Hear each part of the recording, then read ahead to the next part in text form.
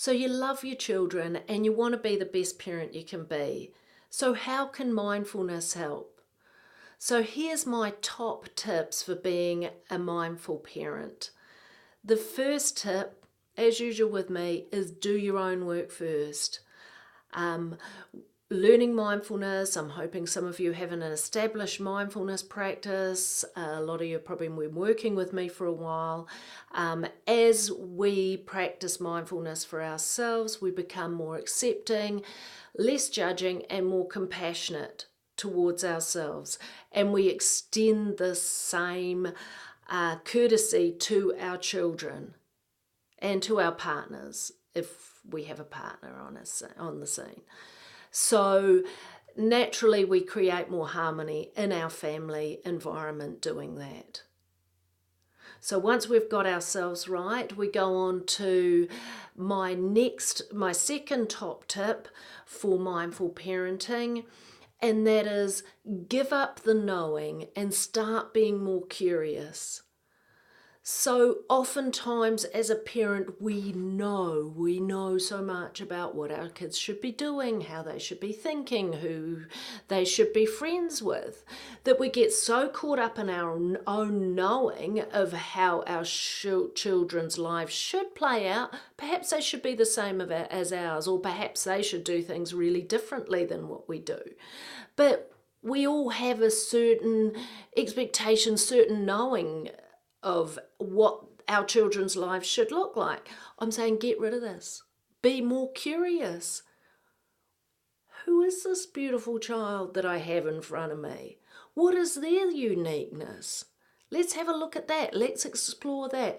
Let's follow them. What do they love? What don't they love? How do they choose to relate with other people? Let's actually get more curious about what they're doing and finding out who they are, and drop a little bit of our own knowing. And that way we can help to walk alongside them and to tweak things as we think they need to, maybe to keep them safe or steer them away from harm. So oftentimes when we are so deeply attached to our own way of how their lives should look, we do them so much harm. So drop a little bit of your knowing, add a little bit of curiosity, so we have a bit more balance there. So hopefully that makes sense.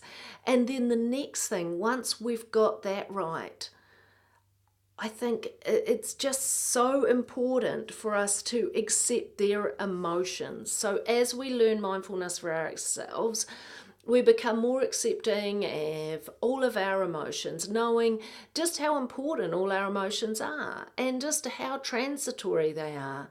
And so when our children come to us, or we notice that they're really sad, or they say, oh, I'm having a really sad day, I'm really down, instead of just trying to get rid of it for them, which is our usual way we do it, is we just, wow, what do you do when you're sad?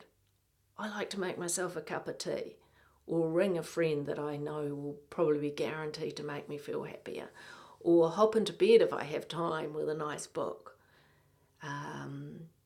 Or maybe, there's some sort of thing that you do to treat yourself if you're feeling a bit down, and you become better at looking after your own emotions.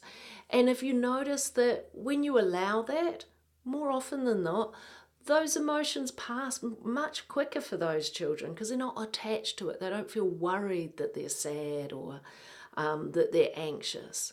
And by asking them what they do and maybe sharing some tips on what you do when you're feeling like that, like if they're really angry or frustrated, what do you do when you're angry?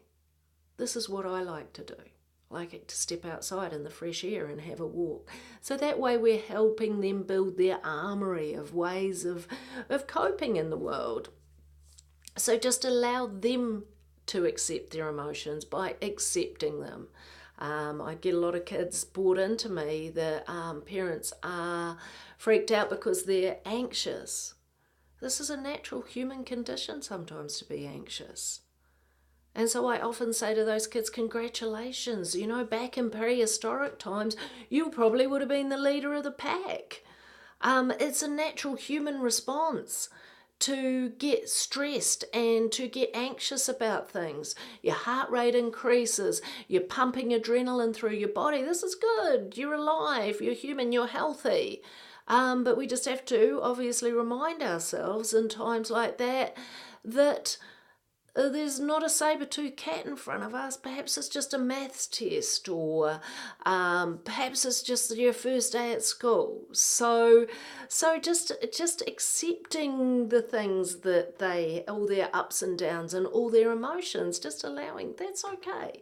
Because as soon as we attach a big story to them, as soon as we make them seem that there's something wrong, then that just makes it more difficult for the kids just to flow with these emotions. Remember, they're emotions, they're in motion.